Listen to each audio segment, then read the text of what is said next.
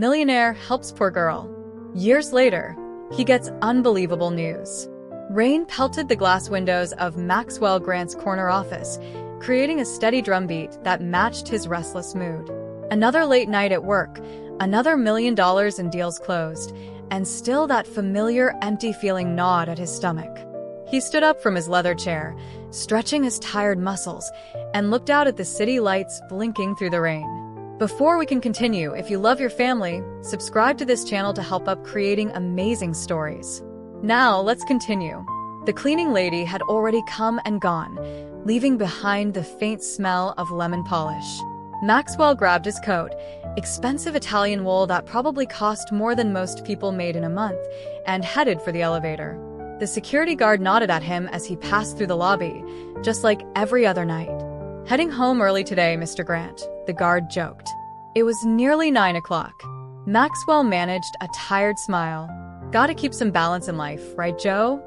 But balance wasn't something Maxwell had much of lately. At 45, he had everything money could buy: the penthouse apartment, the vacation homes, the private jet. His investment firm was one of the most successful in the city, and his name appeared regularly in business magazines. People called him a financial genius, a self-made success story. What they didn't see was the quiet apartment he went home to every night, or the way he stayed at work until his eyes burned just to avoid the silence. The rain had picked up as he stepped outside, and Maxwell cursed himself for leaving his umbrella in the car. He was about to make a run for the parking garage when something caught his eye: a small figure huddled in the doorway of the closed coffee shop next door. At first, he almost walked past. It wasn't unusual to see people seeking shelter from the rain, and Maxwell had trained himself over the years to keep walking, to not get involved. But something made him pause. Maybe it was the way the figure seemed too small to be an adult, or maybe it was just that empty feeling in his gut pushing him to do something different. He stepped closer and realized it was a young girl, probably 12 or 13, with a bucket of slightly wilted flowers at her feet. She wore a jean jacket that had seen better days, and her dark hair was pulled back in a neat but damp ponytail. Despite the late hour and the rain, she sat up straight, arranging and rearranging her flowers with blue-tinged fingers. "Aren't you a little young to be out this late?" Maxwell found himself asking before he could stop himself. The girl looked up, and Maxwell was struck by the clear intelligence in her eyes. She didn't show any fear of being approached by a stranger, just a calm assessment that made him feel like he was the one being interviewed for a change. "I help my family," she said simply, her voice quiet but steady. "Would you like to buy a flower, sir?" Maxwell looked at the soggy flowers, then back at the girl. "What's your name?" "Lily," she answered, picking up a slightly bedraggled rose. "This one's pretty fresh. Only $5. And what does your family think about you selling flowers in the rain at night?" Lily's face clouded slightly. "They're working. Mom cleans houses, and Dad does construction when he can find it. But it's not enough sometimes, so I help." She straightened the rose's stem. "I'm careful, and I only stay until 9. "Joe, the security guard, he keeps an eye on me." Maxwell glanced back at the building entrance where Joe was pretending not to watch their interaction. The guard gave a small nod, confirming the girl's story. "What do you do with the money you make?" Maxwell asked, finding himself genuinely curious. "Save most of it," Lily said, and there was a touch of pride in her voice. "I want to be a doctor someday. I know it sounds crazy, but I'm good at science and I like helping people. My teachers say I could do it if I work hard enough." Maxwell felt something shift inside him as he listened to this young girl talk about her dreams with such quiet determination. Here she was, selling flowers in the rain, already thinking about her future, already working toward it in her own way. "A doctor, huh?" Maxwell said, sitting down on the step beside her, not caring about his expensive suit anymore. "That's a big dream." "I know," Lily nodded, looking down at her flowers. "But my mom always says dreams don't cost anything. It's just getting there that's expensive." She gave a small laugh, but there was no bitterness in it, just a simple acknowledgement of reality. "How are your grades?" Maxwell asked, surprising himself again with his continued interest. "All A's," Lily said, and this time there was no hiding the pride in her voice. except for 1 B+ in English last semester, but that's because we had to read Shakespeare, and some of the words were really hard. Maxwell found himself smiling. Shakespeare gives everyone trouble. I still can't get through Hamlet without a headache. That got a real laugh from Lily, a sound that seemed to brighten the rainy evening. They sat in comfortable silence for a moment, watching the rain create puddles on the sidewalk. "Listen," Maxwell said finally, making a decision that would change both their lives, though he didn't know it yet. "I'd like to help you with school." Lily's eyes narrowed slightly. "What do you mean?" "I mean, I'd like to pay for your education. Help you become that doctor you want to be." The girl's face went through a range of emotions: surprise, disbelief, hope, and then, surprisingly, caution. "Why would you do that? You don't even know me." Maxwell appreciated her skepticism. It showed good sense. "Because I have more money than I know what to do with, and you have more determination than most adults I know. It seems like a good match." "I don't want charity," Lily said quietly, but he could see the hope fighting with her pride. "It's not charity," Maxwell assured her. "Think of it as an investment. When you become a doctor, you'll help lots of people. I'm just helping that happen a little sooner." Lily studied him for a long moment, and Maxwell had the distinct feeling he was being evaluated more thoroughly than in any business meeting he'd ever attended. "I would still want to help my family," she said finally, "and I'd want to earn it somehow. Keep those grades up, work hard, and become the best doctor you can be. That's how you'll earn it." The smile that spread across Lily's face then was like sunshine breaking through storm clouds. It hit Maxwell right in that empty place in his chest, filling it with something warm and unfamiliar. They exchanged contact information. Maxwell insisted on speaking with her parents first, and he bought all her remaining flowers, even though most of them were past their prime. As he watched her pack up her bucket, ready to head home now that it was 9, he felt something he hadn't experienced in years: excitement about tomorrow. "Thank you, Mr. Grant," Lily said as she prepared to leave, clutching her empty bucket. "Not just for the flowers, but for believing in me." Maxwell watched her walk away, eventually meeting up with Joe, who had apparently been walking her to the bus stop every night. The rain had finally stopped, and the city seemed different somehow, full of possibilities he hadn't noticed before. That night, for the first time in years, Maxwell didn't feel lonely when he went home. Instead, he felt like he'd finally found something worth investing in that had nothing to do with stocks or profit margins. He stayed up late, researching schools and educational programs, making plans that went far beyond just helping one flower-selling girl. By the time he finally went to bed, the empty feeling in his gut had been replaced by something that felt surprisingly like purpose. The meeting with Lily's parents went better than Maxwell expected. They sat in their small but immaculately clean apartment, drinking coffee from mismatched mugs while discussing their daughter's future. Maria and Robert Torres were understandably skeptical at first. A wealthy stranger offering to pay for their daughter's education seemed too good to be true. But as Maxwell laid out his plans and showed them the educational trust he'd set up, their skepticism gradually turned to cautious hope. "We've always told Lily that education is important," Maria said, her hands wrapped tightly around her coffee mug. "But sometimes, wanting something isn't enough." "It is now," Maxwell assured them. "All Lily needs to focus on is her studies." The changes happened quickly after that. Maxwell's team handled the paperwork to transfer Lily to one of the city's best private schools. He remembered the day she tried on her new uniform, standing straight and tall in the navy blazer and plaid skirt. She looked different already, not because of the fancy clothes, but because of the confidence in her stance. "How does it feel?" he'd asked her. "Like a fresh start," she'd replied, smoothing down the blazer with careful hands.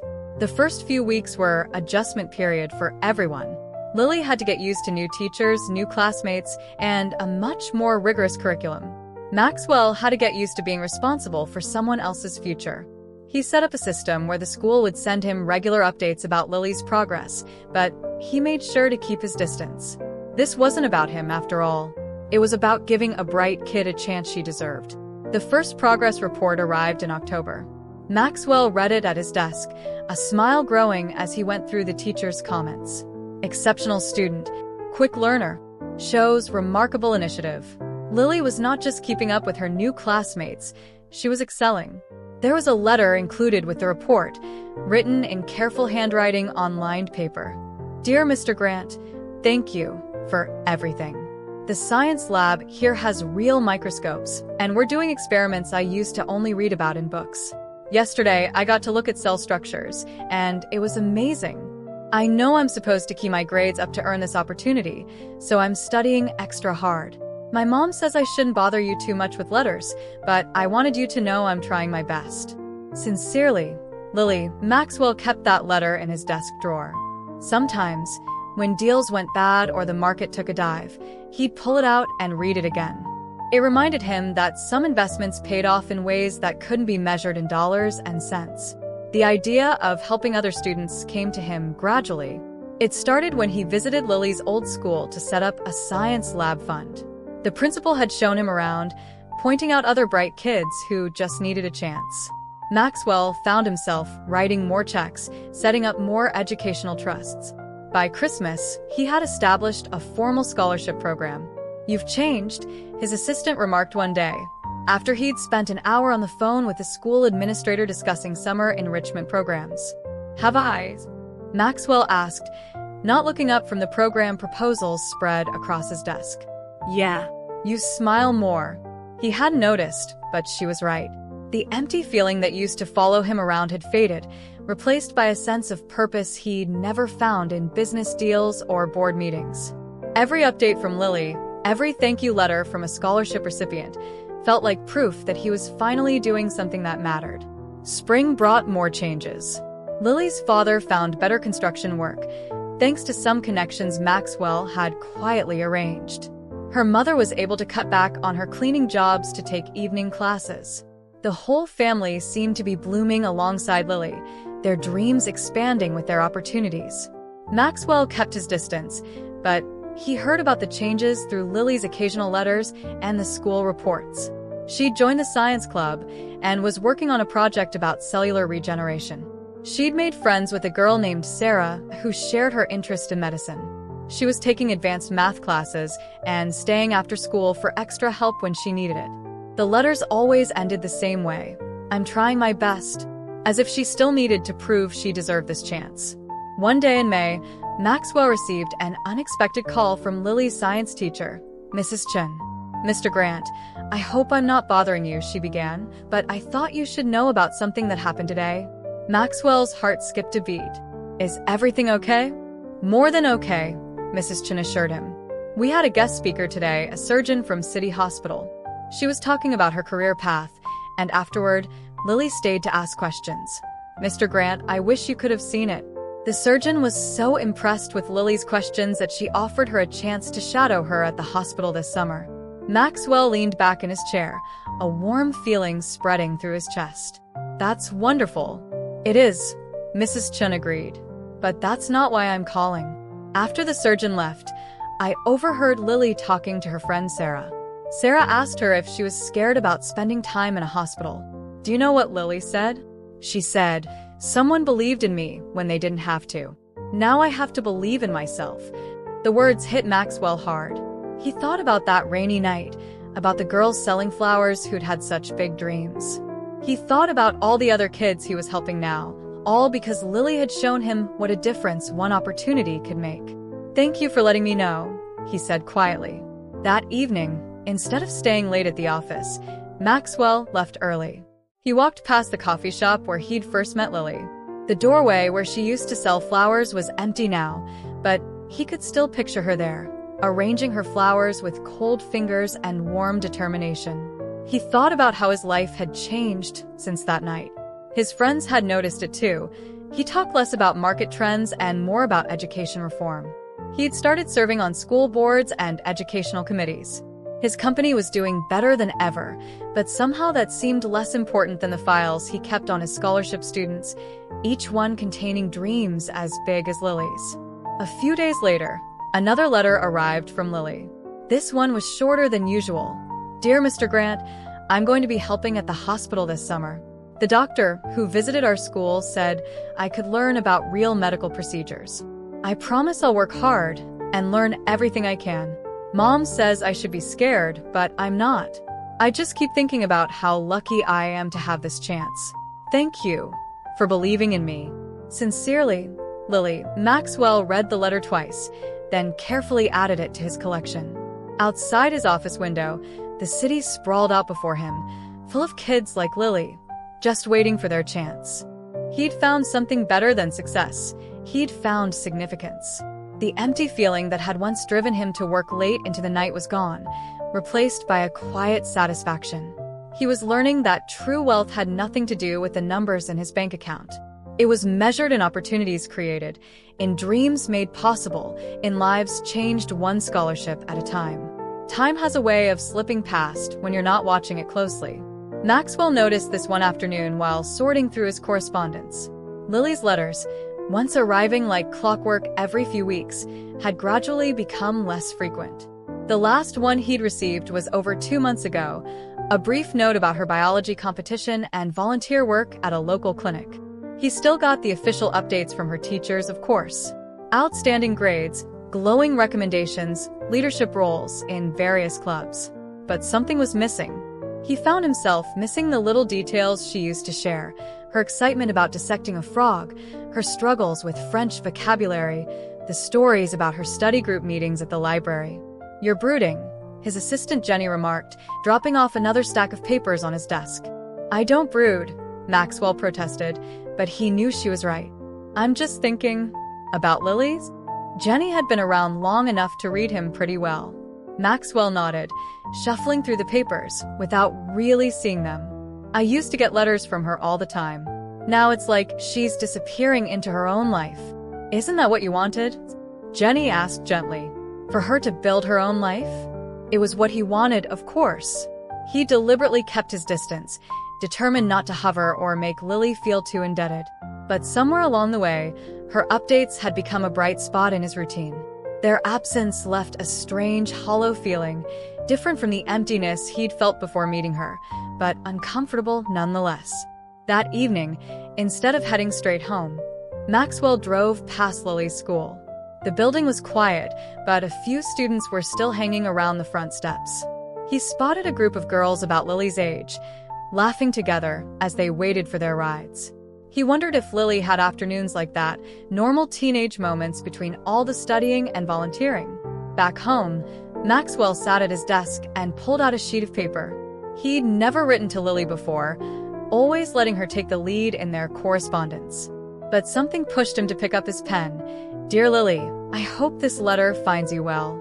Your teachers tell me you're doing extraordinary things, and I wanted you to know how proud I am of your hard work. I know the path you've chosen isn't easy, but you're handling it with remarkable grace. I'd love to hear about your experiences, not just the achievements, but the everyday moments too. What challenges are you facing? What makes you excited about your future? What makes you nervous?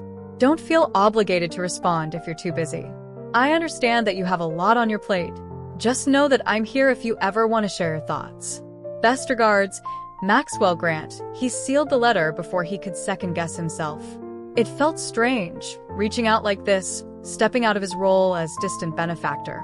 But something told him it was the right thing to do. Weeks passed with no response.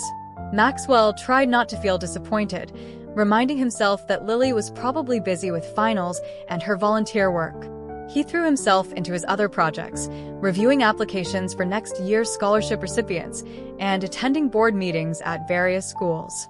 Then, one morning, Jenny placed a slightly crumpled envelope on his desk.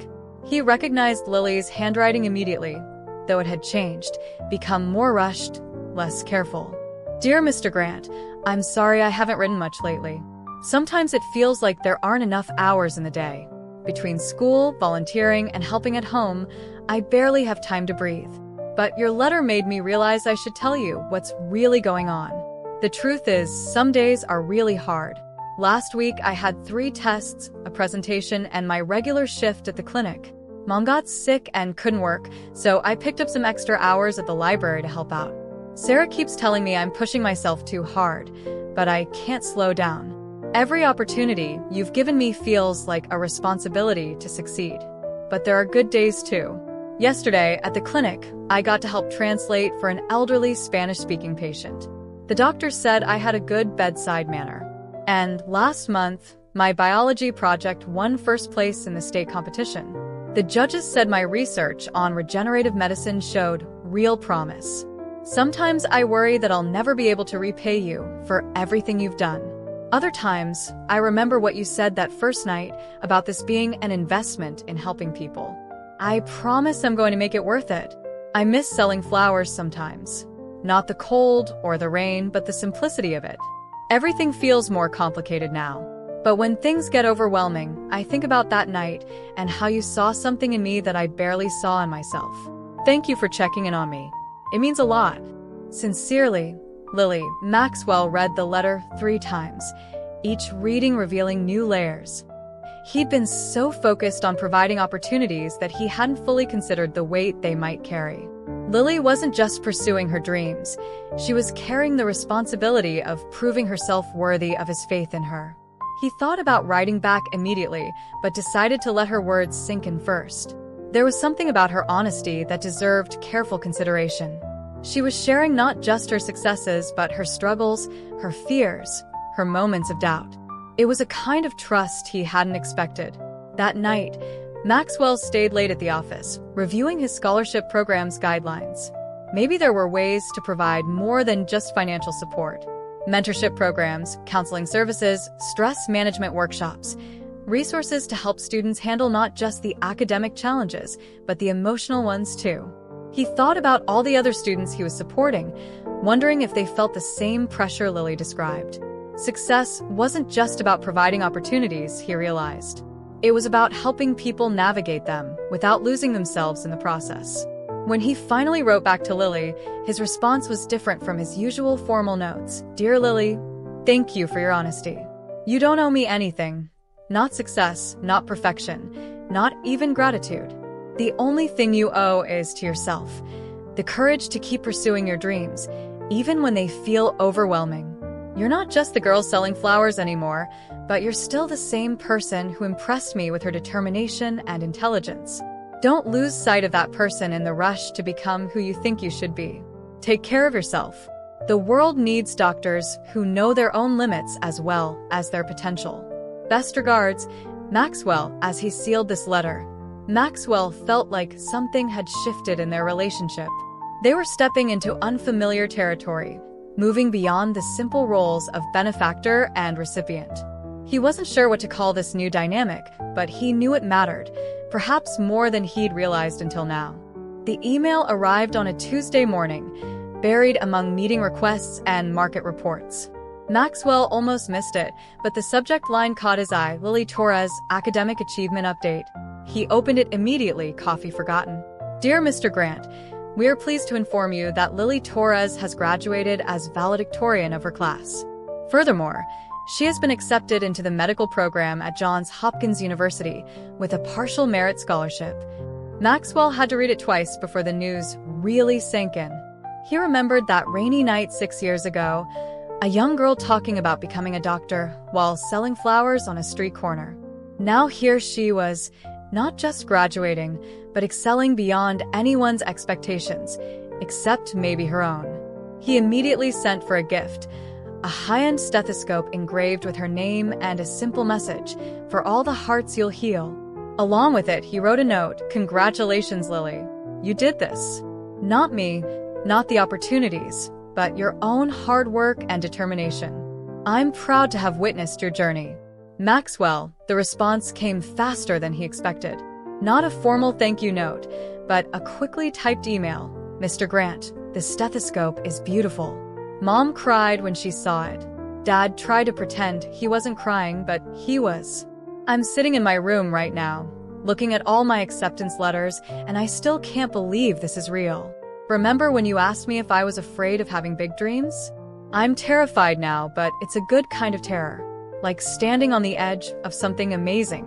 Thank you isn't enough, but it's all I have right now. Lily. The simplicity of her words hit him harder than any formal speech could have. Maxwell found himself thinking about his own journey since meeting Lily.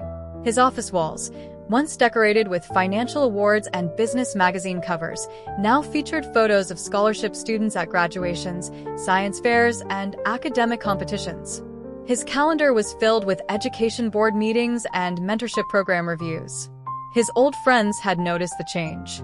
At a recent charity gala, someone had joked that Maxwell talked about his scholarship kids more than most parents talked about their actual children. He'd laughed it off, but the comment stuck with him. When had these young lives become such a central part of his own? The next few months passed in a blur of preparations. Maxwell kept tabs on Lily's college preparations through her occasional emails and updates from her parents. She was working extra hours at the clinic to save money for books. Her mother had thrown a small graduation party where Lily's younger cousins had crowded around her, asking about college and calling her Dr. Lily. One evening, while reviewing scholarship applications for the next year's program, Maxwell found himself looking through his collection of Lily's letters. The early ones, written in careful schoolgirl handwriting, full of excitement about new classes and microscopes. The later ones, more sparse but deeper, sharing doubts and challenges along with achievements. They tracked not just her growth but his own transformation. His assistant Jenny came in with coffee and caught him sorting through the letters. "Feeling nostalgic?" she asked, setting down his cup. "Just thinking," Maxwell replied, holding up one of the older letters. "When I started this scholarship program, I thought I was just providing opportunities. I never expected to care so much." Jenny finished for him. "Yeah." He put the letter down carefully. "I used to measure success in profit margins and market shares. Now I measure it in graduation rates and college acceptances. Sounds like a better measuring stick to me," Jenny said with a smile. Maxwell nodded, turning to look out his office window at the city below. Somewhere out there, other kids were selling flowers, washing cars, doing whatever they could to chase their dreams. His scholarship program had grown to help dozens of students now, but Lily would always be the first, the one who showed him what was possible. The invitation to her graduation ceremony sat on his desk. He'd been hesitant about attending, still trying to maintain that careful distance he'd established years ago. But something told him he needed to be there to see this chapter of her story close and a new one begin. The day of the ceremony was bright and clear. Maxwell sat with the other parents and guests, watching as Lily took the stage to give her valedictorian speech.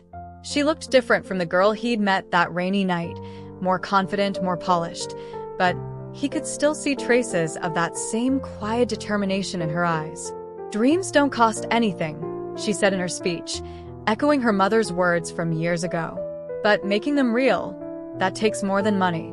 It takes people who believe in you, who invest not just in what you can do, but in who you can become." Maxwell felt something catch in his throat.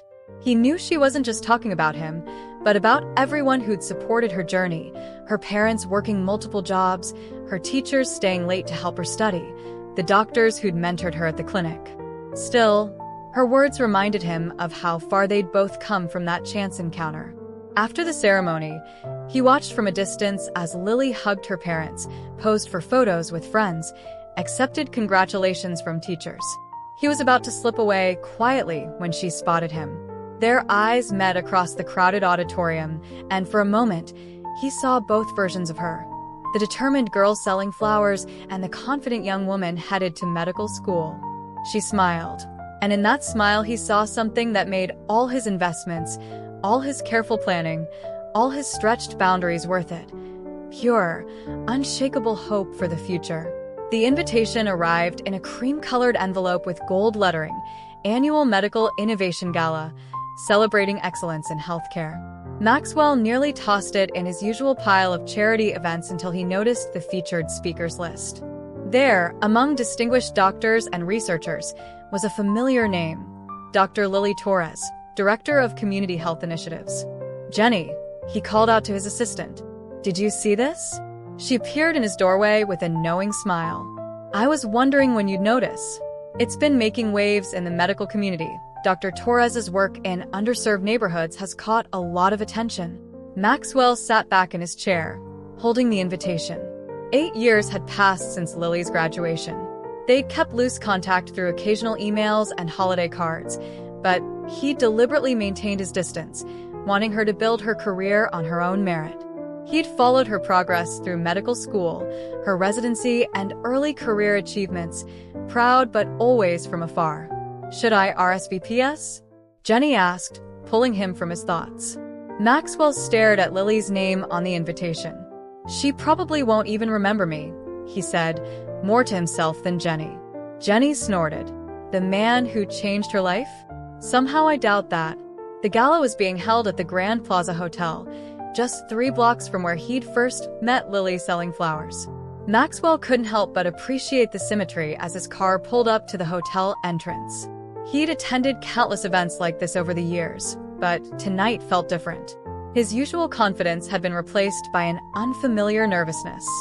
The ballroom was packed with the city's medical elite. Maxwell recognized several prominent doctors and hospital administrators, all dressed in their finest.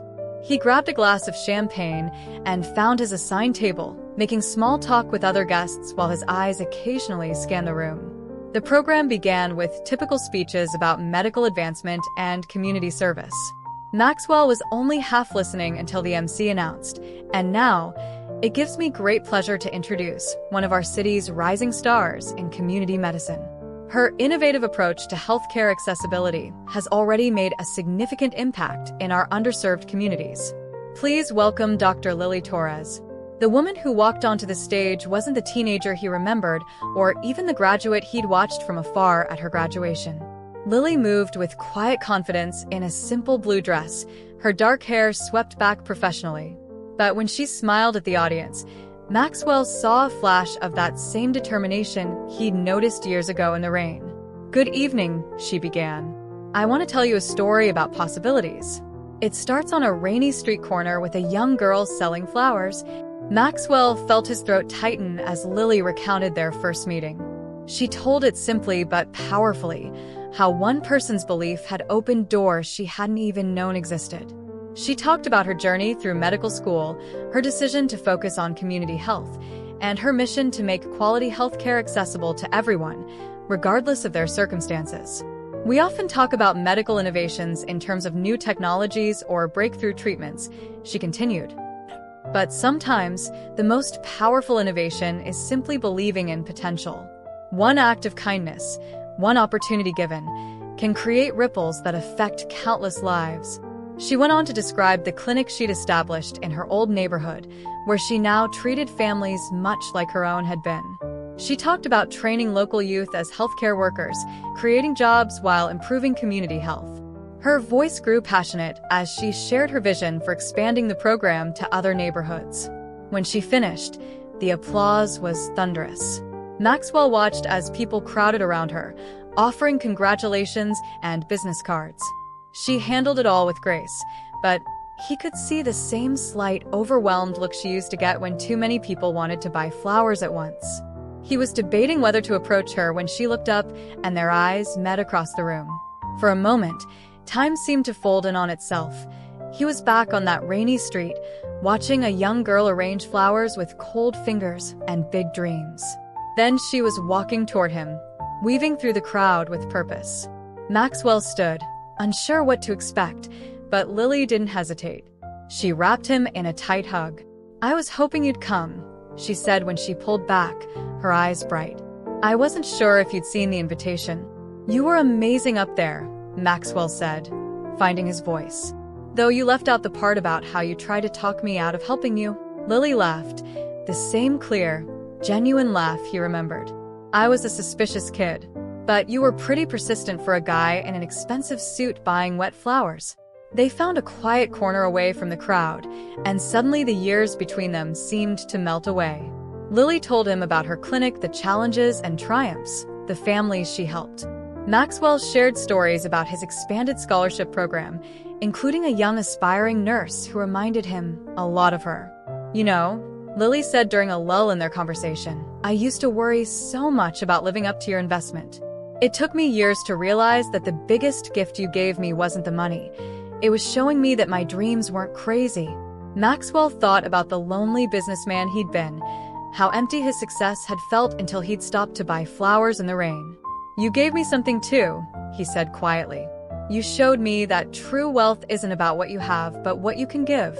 Around them, the gala continued, people networking, making deals, discussing medical innovations. But in their corner, a former flower seller and a reformed businessman were quietly acknowledging how a chance encounter had changed both their lives. "I should probably mingle some more," Lily said eventually, glancing at the crowd. "But I'd love to show you the clinic sometime. See what your investment has grown into." Maxwell smiled. "I'd like that." As he watched her rejoin the crowd, Maxwell felt a familiar warmth in his chest, the same feeling he'd had that first night when she'd smiled at him. But now he knew what it was, the satisfaction of knowing that sometimes the best investments have nothing to do with money at all. As the gala wound down, Lily suggested they grab coffee at an all-night diner around the corner. It felt fitting somehow, trading the glitz of the Grand Plaza for the fluorescent lights and slightly sticky menus of Joe's Diner. They settled into a worn booth, Lily still in her elegant dress, Maxwell loosening his bow tie. "Remember that coffee shop where I used to sell flowers?" Lily asked, wrapping her hands around a steaming mug. "They turned it into a frozen yogurt place last year." "The city's always changing," Maxwell said, stirring sugar into his coffee. "But something stayed the same. Joe's still keeping an eye on the building." "Good old Joe." Lily smiled, then her expression turned more serious. "There's something I've wanted to tell you for a long time, but I never knew how." Maxwell leaned back, giving her space to continue. In the harsh diner lighting, he could see the faint shadows under her eyes, the slight tension in her shoulders, signs of the pressure she carried that weren't visible under the gala's soft lighting. "When you first offered to help me," she began slowly, "it felt like a miracle. Like all my prayers had been answered at once. But then came the weight of it." She paused, taking a sip of coffee. "The first year at the new school, I was so scared of disappointing you. Every test felt like it could be the one that would prove I wasn't worth your investment. I'd stay up studying until 3 in the morning, then get up at 6 to help Mom with breakfast for the little ones." Maxwell felt something tighten in his chest. He'd known she worked hard, but hearing the reality of it was different. "My parents noticed I was pushing too hard. Mom would try to get me to rest, but I couldn't. How could I rest when you'd given me this incredible opportunity? When my parents were still working so hard. Every time I thought about taking a break, I'd remember that rainy night and how you believed in me when you had no reason to." She traced the rim of her coffee cup with one finger. "The worst part was, I couldn't tell anyone how I felt. My old friends didn't understand my new life, and my new classmates, well, they had their own kinds of pressure, but it wasn't the same. Sarah was the only one who really got it. Her parents had sacrificed everything to send her to that school." Maxwell wanted to say something, to apologize maybe, but Lily wasn't finished. "The pressure didn't stop in high school," Lily continued. "If anything, it got worse in college. Every semester, I'd look at the tuition bills and calculate how many hours you must have worked to earn that money. I took extra classes, volunteered at the hospital, worked part-time at the library, anything to prove I deserved it all." She looked up at him then, her eyes bright with unshed tears. "There were nights I'd sit in my dorm room, looking at that stethoscope you gave me, and wonder if I was good enough. Not just at medicine, but at being the person you thought I could be." Maxwell felt his throat tighten. "Lily, I never meant dash, I know." She cut in gently. "That's what makes it complicated. You gave me this gift with no strings attached, but I attached them myself. Every achievement became a way to justify your faith in me. Every setback felt like I was letting you down." The waitress came by with coffee refills, giving them both a moment to collect themselves. When she left, Lily continued, "It took me years to realize that the pressure I felt wasn't coming from you. It was coming from me, from my own fear of not being enough, of not deserving the chance I'd been given." "You always deserved it," Maxwell said quietly. "That was never in question." Lily smiled sadly. "I know that now. But back then, every time someone called me a success story or talked about how far I'd come, I felt like a fraud. Because they didn't see the nights I cried myself to sleep, or the panic attacks before big exams, or the way I pushed away friends because I couldn't spare time from studying." She straightened up, her professional demeanor returning slightly. "Don't get me wrong. I'm incredibly grateful for everything you did. I wouldn't be who I am today without your help. But I think it's important for you to know the full story, especially now that you're helping other students." Maxwell nodded slowly, thinking about all the other scholarship recipients, wondering how many of them carried similar burdens. "What helped you get past it?" he asked. Time. Perspective. Good therapy. She laughed slightly, and realizing that true generosity isn't about creating debt, emotional or otherwise. It's about creating possibility. They sat in comfortable silence for a moment, the diner's late-night sounds washing over them, coffee cups clinking, the cook's radio playing old songs, other customers murmuring in their booths. "Thank you for telling me this," Maxwell finally said. "It can't have been easy." "It wasn't," Lily admitted. "But I think it's important, because your generosity changed my life, but it also taught me something about the price of dreams. And maybe understanding that will help you help others better."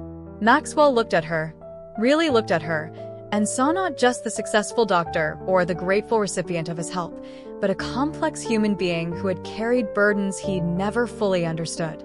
In that moment, he realized that true philanthropy required more than just writing checks. It required understanding the full weight of opportunity, the invisible costs of dreams. "I'll do better," he promised, both to her and to himself. Lily reached across the table and squeezed his hand. "You already are." Just by listening.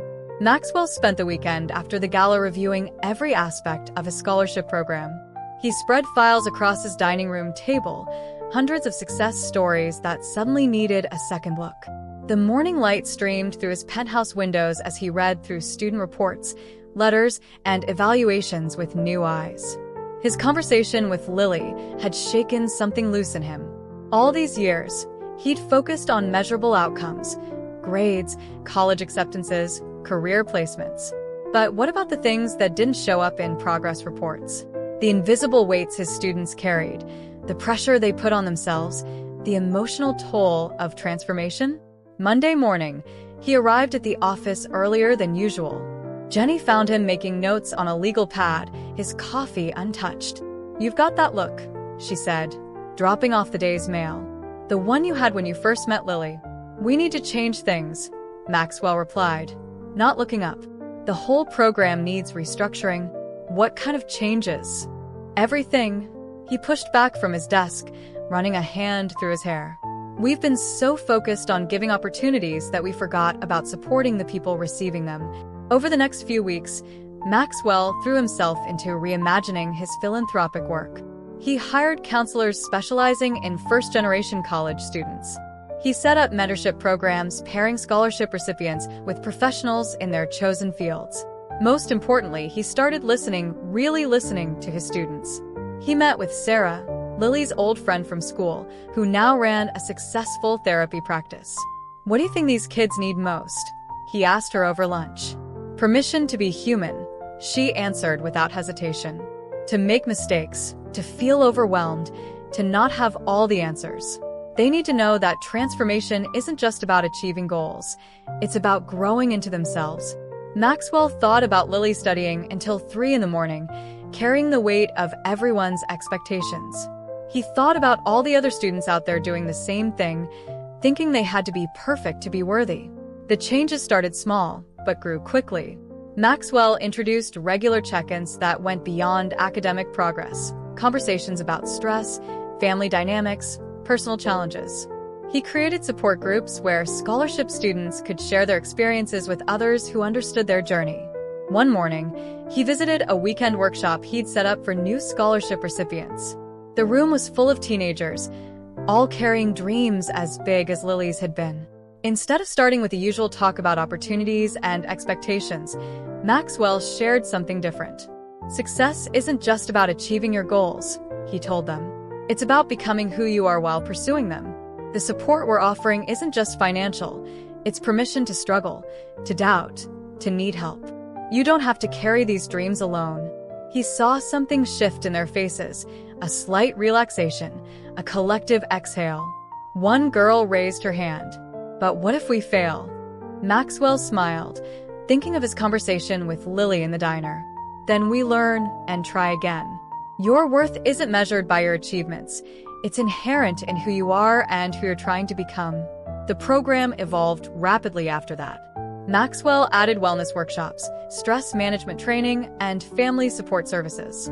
He made sure parents understood they weren't losing their children to a new world, but gaining resources to support their family's journey. His business friends noticed the change in him too. At a charity dinner, someone commented that he seemed different, more engaged, more passionate. "You used to talk about return on investment," his old college roommate said. "Now you talk about personal growth and emotional support. What happened?" Maxwell thought about Lily's tears in the diner, about all the pressure she'd carried alone. "I learned that the biggest returns can't be measured in dollars," he replied. "They're measured in lives transformed, not just through achievement, but through understanding and support." He started spending more time with his scholarship students, not just reviewing their progress, but listening to their stories. He learned about the girl who worked night shifts to help her sick mother, the boy who taught himself English by watching YouTube videos, the twins who shared a single laptop for their homework.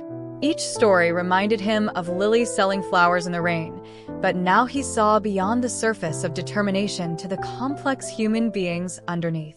He understood that every opportunity came with invisible costs, and true generosity meant helping people navigate both.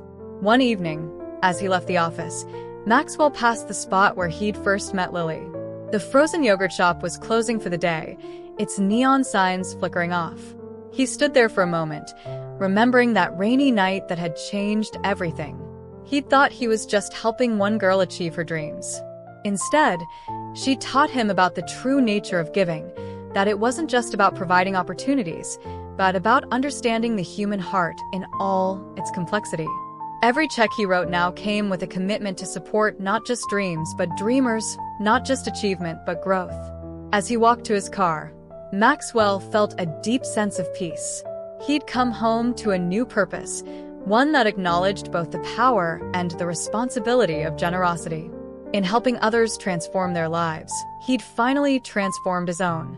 The letter arrived on a Thursday morning, hand-delivered to Maxwell's office in a simple white envelope. He recognized Lily's handwriting instantly, more confident now, but still with that careful precision he remembered from her school days. Inside was an invitation, not printed on fancy cardstock like the galas had been, but typed on plain paper with a personal note at the bottom. "Dear Maxwell, I'm opening a community clinic in my old neighborhood next month. It's something I've dreamed about since those nights selling flowers, a place where anyone can get quality health care, regardless of their circumstances. I'd be honored if you would attend the opening ceremony as our guest of honor.